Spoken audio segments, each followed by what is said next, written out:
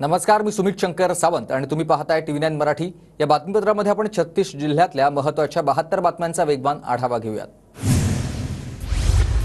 धनगर आरक्षण उपोषणस्थळी प्रकाश शेंडगे पडळकरांची भेट। उपोषण मागे घ्यावं, पडळकर शेंडगेंची उपोषणकर्त्यांना विनंती, तर उपोषण मागे घेणार नाही, उपोषणकर्ते मागणीवर ठाम।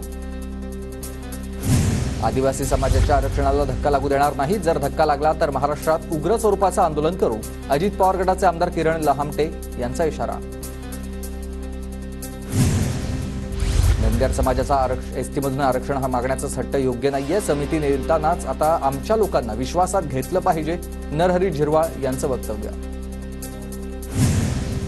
धनगर समाजाच्या आरक्षणाच्या विषयामध्ये झिरवाळांनी नाक खुपसू नये, उपोषणकर्ते दिलीप बराडेंचा हा इशारा आहे। मराठा ओबीसी समाजामध्ये वाद लावण्याचं काम भुजबळांचं, मनोज जरांगे पाटलांची भुजबळांवर टीका, तर एसटीतून धनगर समाजाला आरक्षण मिळालं पाहिजे, जरांगे पाटलांचं वक्तव्य। मनोज जरांगे पुन्हा एकदा उपोषणाचं हत्यार उपसणार, आज मध्यरात्रीपासून जरांगेंचं आमरण उपोषण, सगळे स्वरांच्या मागणीवरून जरांगे ठाम।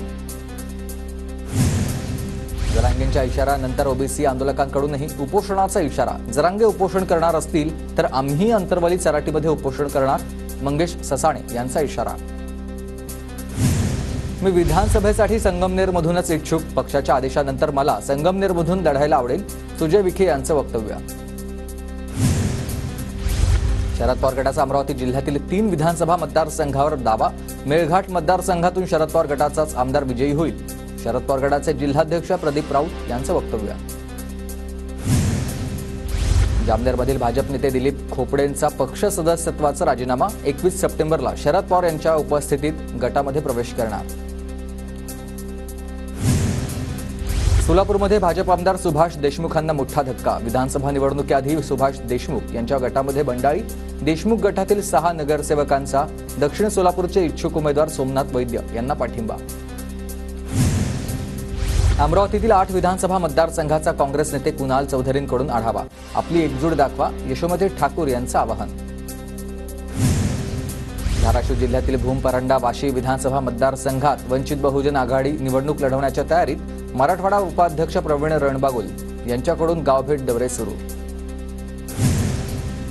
बुलढाण्यात काँग्रेसकडून आमदार संजय गायकवाडांविरोधात तक्रार दाखल, गायकवाडांवर कारवाई करण्याची मागणी।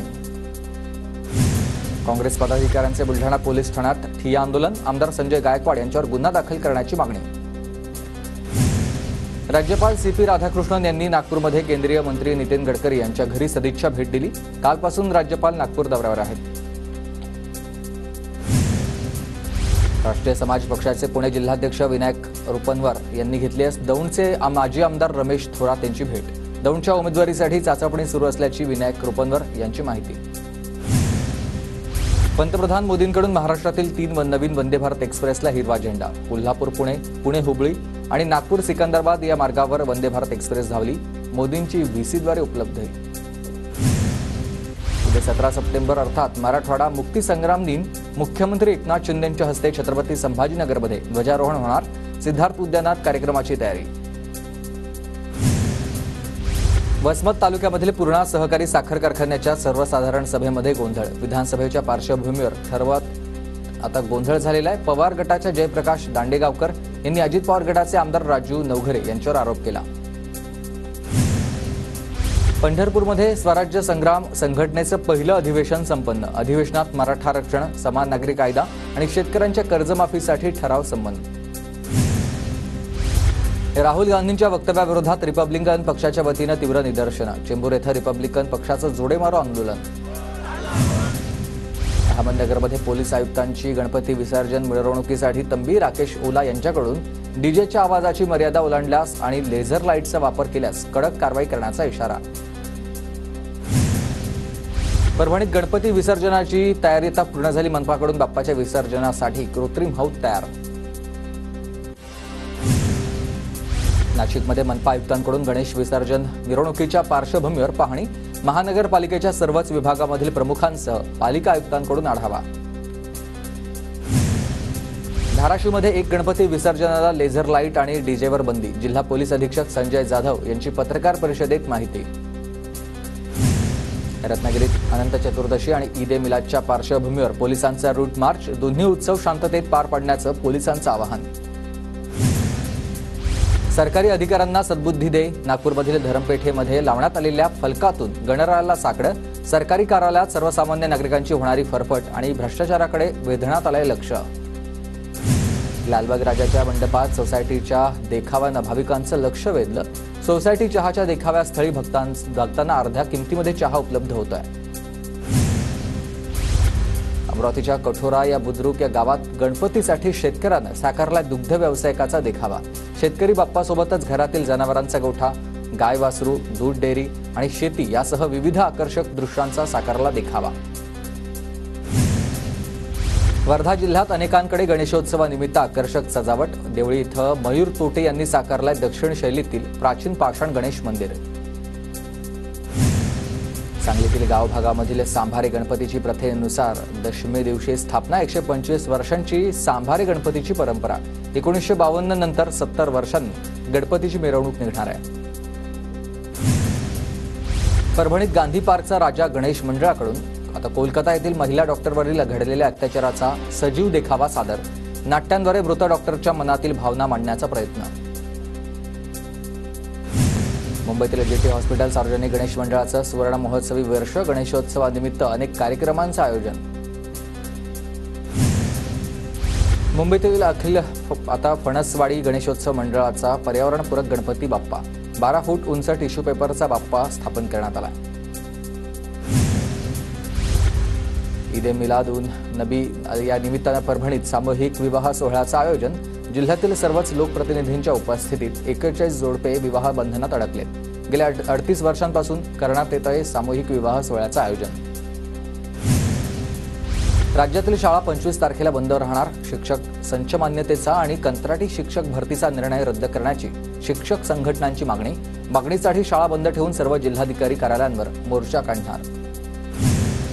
अहमदनगरमधील श्रीरामपूर शिवस्मारकासह जिल्हा मागणी आंदोलनाला 1 महिना पूर्ण. मागण्यांच्या संदर्भात उद्यापर्यंत अद्याप ठोस कारवाई न झाल्यानं निषेध म्हणून आंदोलनस्थळी मुंडन आंदोलन. बुलढाणा जिल्ह्यातील किन्ही महादेव परखेड गावामध्ये शेतकऱ्यांचं धरणं आंदोलन. सोयाबीनला 8,000 आणि कापसाला 12,000 रुपये देण्याची मागणी. जागतिक बाजारात भारतीय कांद्याचा दर जास्त. कांद्याच्या निर्यात वृद्धीची शक्यता नाहीच आहे. तर सरकारनं कांदा निर्यात शुल्क रद्द करावं, व्यापाऱ्यांची मागणी. कांदा निर्यात मूल्य रद्द झाल्यानंतरही कांदा निर्यात दरांचे हाल. सिस्टीम अपडेट न झाल्यामुळे बांगलादेश सीमेवर कांद्याचे 100 ट्रक अडकलेत. मुंबई पोर्टवरही 300 कंटेनर ट्रक अडकून पडल्याची माहिती.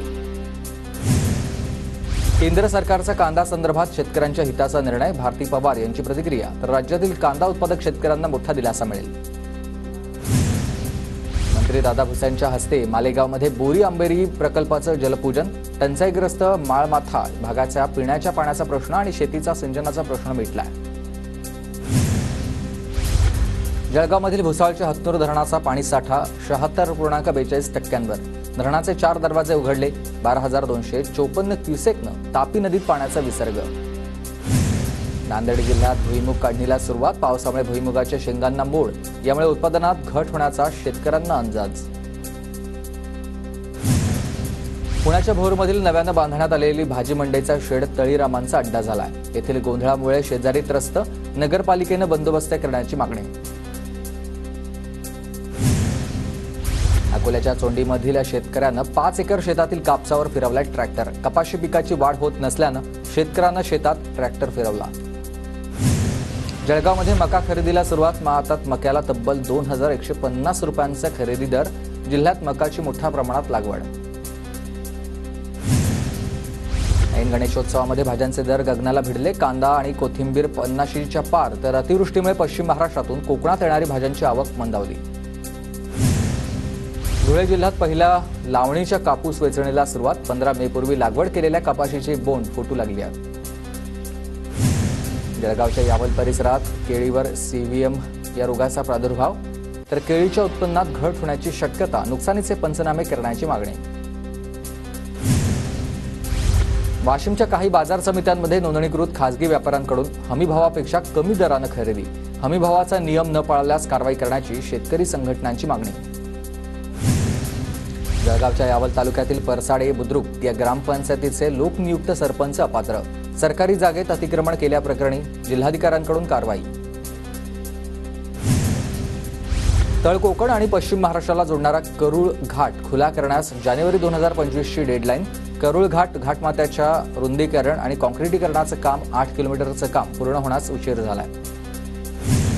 बुलढाण्याच्या मलकापूरमधील उपजिल्हा रुग्णालयाचा कारभार पुन्हा चव्हाट्यावर. रुग्णालयात डॉक्टरच हजर नाहीत. बुलढाणा जिल्ह्यातील खामगाव शहरात मुख्य ठिकाणी 100 सीसीटीव्ही कॅमेरे. कायदा आणि सुव्यवस्थेवर नजर ठेवण्यासाठी आमदार आकाश फुंडकरांच्या प्रयत्नांमुळे गुन्हेगारांवर आळा बसणार आहे. धाराशिव जिल्ह्यातील हजारो शेतकरी पीएम किसानच्या हप्त्यापासून वंचित. योजनेच्या पोर्टलवर चुकीचा डेटा अपलोड केल्यानं आणि चुकीचा मोबाईल नंबर दिल्यानं शेतकऱ्यांना फटका. वाशिम जिल्ह्यात 57,000 वीज ग्राहकांना अभय योजना लागू झाल्यानं खंडित घरांमधील वीज पुरवठा पूर्ववत जोडण्यात येणार आहे. तर वीज थकबाकी प्रलंबित असल्यानं महावितरणानं खंडित केली होती वीज. नांदेड जिल्ह्यातील देगलूर तालुक्यातील तेलंगणाला जोडणाऱ्या नरंगल ते सांगवी होतगंगल या रस्त्याची प्रचंड दुरावस्था झाल्या.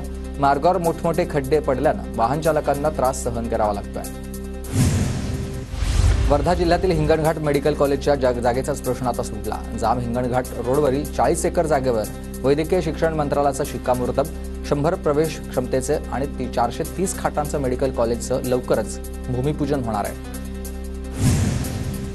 नागपुरातील कुख्यात सोनसाखळी चोरांच्या टोळीला अटक. गुन्हे शाखा पोलिसांची कारवाई.